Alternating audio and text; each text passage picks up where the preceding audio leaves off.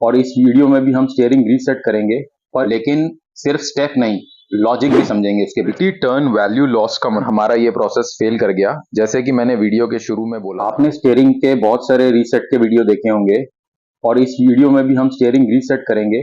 पर इस वीडियो को जो अलग बनाने वाला है वो बेसिकली हम इसके पीछे की साइंस, जो हम प्रोसेस करेंगे वो क्यों करते हैं, उसके पीछे क्या साइंस इन्वॉल्व है, वो सब हम देखेंगे। तो आइए शुरू करते हैं। आपने देखा होगा स्टीयरिंग रीसेट करने के बाद बहुत बार प्रॉब्लम वापस आ जाती है। तो इशू एक्चुअली में रीसेट में नहीं होता, इशू होता है सिस्टम क्या एक्चुअली कर रहा है ये समझ ना पाना। आज हम BMW X5 में स्टीयरिंग रीसेट प्रोसेस देखेंगे, लेकिन सिर्फ स्टेप नहीं, लॉजिक भी समझेंगे इसके पीछे क्या होता है। सबसे पहला प्रोसेस है, स्कैनर को हम कनेक्ट करेंगे, स्टीयरिंग मेंटेनेंस फीचर में जाएंगे और EPS स्टार्टअप पर क्लिक करेंगे। तो यहां से हमारा फर्स्ट स्टेप स्टार्ट होता है। सिस्टम बोल रहा है कि डायरेक्शनल स्टेबिलिटी, डिविएशन और मल्टीपल टर्न वैल्यू लॉस्ट है। मतलब स्टीयरिंग को अपना एग्जैक्ट पोजीशन का रेफरेंस पता नहीं है। और मल्टी टर्न वैल्यू लॉस का मतलब स्टीयरिंग कितनी बार रोटेट हुआ है उसका इंटरनल काउंट मिसमैच हो गया है। इस सिचुएशन में नॉर्मल रीसेट काफी नहीं होता, सिस्टम को दोबारा इनिशियलाइज करना पड़ता है। अब यहाँ एक इंपॉर्टेंट पॉइंट है, procedure depends on fault entry. मतलब हर स्टीयरिंग इशू में सेम रीसेट प्रोसेस अप्लाई नहीं होता है, सिस्टम कंडीशन के हिसाब से अलग रूटीन रन होता है और फाइनल डिसीजन कार का इंटरनल सिस्टम स्टेटस लेता है, स्कैनर सिर्फ कमांड देता है। कोई भी रीसेट प्रोसेस स्टार्ट होने से पहले इंश्योर करना पड़ता है कि उसके जो प्री रिक्विजिट पैरामीटर्स हैं वो मीट हो रहे हों, जैसे कि गाड़ी बिल्कुल एक लेवल सरफेस पे खड़ी होनी चाहिए, स्टीयरिंग बिल्कुल हॉरिजॉन्टल पोजीशन में होना चाहिए और किसी तरह का कोई डिविएशन नहीं होना चाहिए।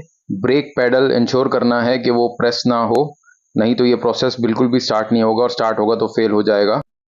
अब यहाँ पर एक और चीज होती है जो ज्यादातर लोग इग्नोर कर देते हैं। सिस्टम सिर्फ स्टीयरिंग को रीसेट नहीं करता, पूरा नेटवर्क टेम्परेरीली डिफॉल्ट स्टेट में डाल दिया जाता है।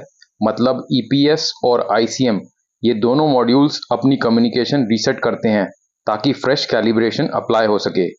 और यहाँ एक क्रिटिकल इंस्ट्रक्शन है, 2 consecutive terminal changes must be performed. Simple language में इग्निशन साइकिल प्रॉपरली फॉलो करना मैंडेटरी है, वरना सिस्टम रीसेट कंप्लीट नहीं माना जाएगा। अगर ये स्टेप स्किप हुआ तो आपको लग सकता है रीसेट हो गया, लेकिन इंटरनली सिस्टम फुल्ली इनिशियलाइज नहीं होता है।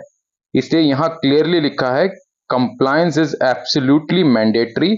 ये सजेशन नहीं है, ये रिक्वायरमेंट है।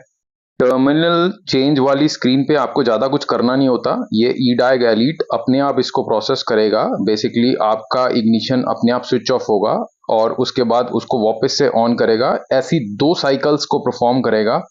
जब ये साइकिल्स प्रॉपरली परफॉर्म हो जाएंगी तो आप अगले स्टेप पे बढ़ जाओगे। इस क्योंकि ये BMW है, इसका सारा सिस्टम बड़ा हैवी होता है, तो आपको मेक श्योर करना है जो आपकी कार की बैटरी है वो फुल्ली चार्ज हो, बिकॉज इसके अंदर काफी पावर लगती है और अगर आपकी बैटरी फुल्ली चार्ज नहीं होगी तो जब ये स्टेप परफॉर्म होगा उस टाइम पे इग्निशन ऑफ होने के बाद वो इग्निशन ऑन नहीं करता कई बार, बिकॉज उसको इतनी पावर जनरेट नहीं होती और वो फेल हो जाता है या वो एक्चुअली प्रॉपरली इनिशियलाइज नहीं कर पाता। तो ये आपको मेक श्योर करना। तो जब ये प्रॉपरली रीसेट हो जाता है तो आपको स्क्रीन पे मैसेज दिखा देता है। उसके बाद इसको नेक्स्ट स्टेप में मूव होना होता है, जो कि इसको प्रॉपर रीलर्निंग करनी होती है। तो उसके अंदर आप स्क्रीन पे देखोगे कि आपको एक साइकिल करने को कहा जाएगा, जिसमें आपको स्टीयरिंग को लेफ्ट में पूरा टर्न करना है, वहां रुकना है, फिर उसको वापस लेके आना है, फिर वापस राइट में पूरा टर्न करना है, फिर वहां रुकना है और उसके बाद फिर थोड़ी देर के बाद उसको सेंटर पोजीशन में, हॉरिजॉन्टल पोजीशन में बिल्कुल स्ट्रेट आपका व्हील रहना चाहिए, वहां पे लाके आपको छोड़ना है।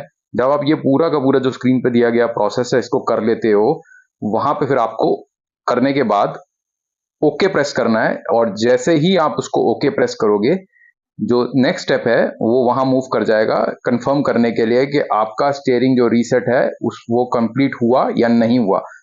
किसी रीजन के कारण हमारा ये प्रोसेस फेल कर गया, जैसे कि मैंने वीडियो के शुरू में बोला था, EPS रीसेट का मतलब ये नहीं है कि हर टाइम सक्सेस होगा या अगर उसने दिखा दिया सक्सेस तो वो कामयाब हो गया। कभी कभी वो फेल हो जाता है। हम वीडियो में आगे जानेंगे ये क्यों फेल हुआ और उसका क्या रीजन था फेल होने का। बट अभी हमको ये दोबारा से प्रोसेस करना पड़ेगा, तो हम फास्ट फॉरवर्ड में ये प्रोसेस को दोबारा कर लेंगे और hopefully this time it should pass and complete. तो प्रोसेस बड़ा सिंपल सा है, जैसे स्क्रीन पे आ रहा है वो हमें फॉलो करना है। गाड़ी दो टर्मिनल चेंजेस परफॉर्म करती है, जिसके अंदर वो अपने आप को स्विच ऑफ और स्विच ऑन करती है। एक बारी वो उसके जो पैरामीटर्स, जो वैल्यू स्टोर्ड होती है, उन्हें इरेज करती है और उसको रीसेट करती है। फिर ऑब्वियसली वही जो प्रोसेस है जिसके अंदर आपको स्टीयरिंग पूरा लेफ्ट में मोड़ना है, राइट में मोड़ना है, फिर मेक श्योर करना है कि सेंटर में हॉरिजॉन्टली वो स्ट्रेट हो, विजिबली आपको देखना है पहियों सीधे हैं एकदम से, और उसके बाद ओके प्रेस करते हो।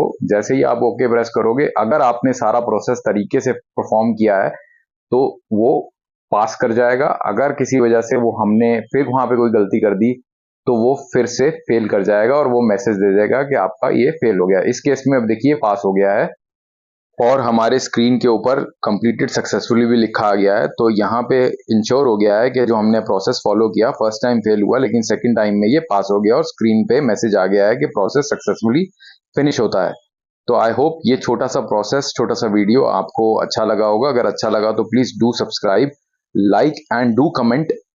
If you have any questions we will try and answer the questions, और हो सके तो अपने नियर एंड डियर वंस के साथ भी ये वीडियो शेयर कीजिए। Thank you for your time and see you soon in the next video, which is on the care relearn of an automatic car.